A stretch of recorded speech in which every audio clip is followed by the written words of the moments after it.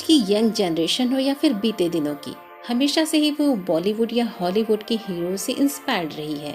उनके जैसा लाइफस्टाइल, उनके जैसा एटीट्यूड, उनके जैसा ही दिखना भी चाहती है। पर हर किसी को शायद ये नहीं पता होता कि हमेशा लाइमलाइट में रहने वाले ये एक्टर या एक्ट्रेसेस के जीवन में भी आम लोगों की तरह ही स्ट्रगल्स होते हैं। उन्हें भी काफ़ी संघर्ष करना पड़ता है खुद को स्थापित करने के लिए, और फिर स्थापित हो जाने के बाद खुद को उसी जगह पर स्टेबल रखने के लिए। तो इसी कड़ी में मैं लेकर आई हूँ बिग बी यानी अमिताभ बच्चन की स्टोरी, जो कितनी संघर्षमय रही है, जो हमें अपनी ज़िंदगी में आई परेशानियों से कैसे निपटना चाहिए ये बखूबी सिखाती है। तो देखते हैं उनके अर्श से फर्श, फिर फर्श से अर्श तक जाने की कहानी। अमिताभ बच्चन ने सबसे पहला फेलियर का फेस किया जब AIR ने उन्हें रिजेक्ट किया। जी हाँ, अमिताभ बच्चन ने जीवन में कई रिजेक्शंस का सामना किया। उन्होंने कोलकाता में ऑल इंडिया रेडियो के लिए ट्राई किया था, वहाँ उन्हें रिजेक्ट कर दिया गया क्योंकि उनकी आवाज़ AIR की नौकरी के लिए परफेक्ट नहीं लगी। फिर जब वह मुंबई आए तो यहाँ रहने का ठिकाना नहीं था, स्ट्रगल करते रहे। बताया जाता है कि कई रातें उन्होंने मरीन ड्राइव के किनारे सड़कों पर गुजारी। 1969 में उन्हें फिल्म सात हिंदुस्तानी मिली। इसके बाद रहने की व्यवस्था तो हो गई, लेकिन फिल्म फ्लॉप हो गई। इसके बाद उन्हें कुछ फिल्में मिली पर वो चली ही नहीं। धीरे धीरे उन्हें काम मिलने भी मुश्किल होने लगे। 1969 से लेकर 1973 तक उनकी 12 फिल्में फ्लॉप हुईं। वे खुद को अनलकी मानकर डिप्रेस हो गए, लेकिन हार नहीं मानी। फिर उन्होंने 1973 में एक फिल्म जंजीर साइन की। फिल्म चल गई और अमिताभ बच्चन की पॉपुलैरिटी बढ़ने लगी। सब ठीक था। फिर अचानक कुली की शूटिंग के वक्त उनके साथ एक ऐसा हादसा हुआ कि जान जाने से बची। एक फाइट सीन में उन्हें गंभीर चोटें आईं। बिग बी कोमा में चले गए। माना जाता है कि उस घटना के ठीक होने के बाद उनको दूसरा जन्म मिला।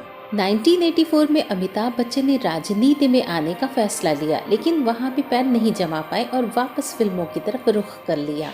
1990 में अमिताभ बच्चन ने प्रोडक्शन की फील्ड में कदम रखा। उन्होंने 1996 में अपना venture ABCL Amitabh Bachchan corporation limited खोला।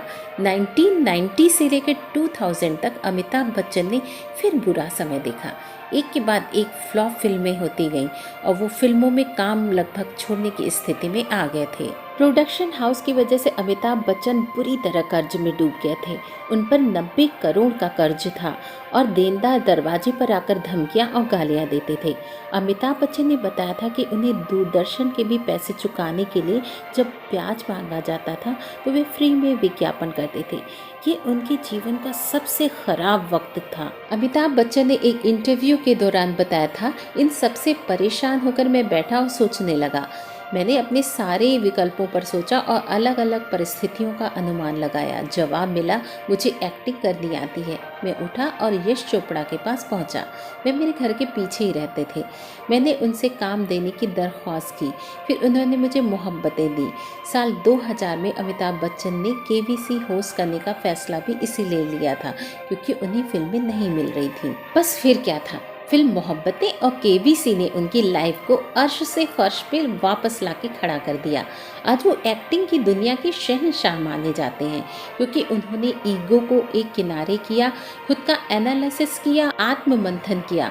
उन्हें समझ आया कि एक्टिंग ही है जिसे वो अच्छी तरह से कर सकते हैं और फिर खुद ही काम की तलाश में निकल पड़े। दोस्तों, हमें भी ज़रूरत होती है कि जब भी हम पर मुसीबत आए तो उससे निपटने के लिए ज़रूर आत्ममंथन करें और सोचें कि आप किस तरह अपनी क्षमता के अनुसार उस परेशानी से निपट सकते हैं, क्योंकि आपकी परेशानी आपसे ज़्यादा और कोई नहीं समझ सकता। इसलिए सॉल्यूशन ढूंढने का ट्राई कीजिए। इस संसार में ऐसी कोई भी प्रॉब्लम नहीं जिसका कोई सॉल्यूशन ना हो। इसी तरह के और भी वीडियोस देखने के लिए मेरे चैनल को आप विजिट कर सकते हैं। Thank you so much.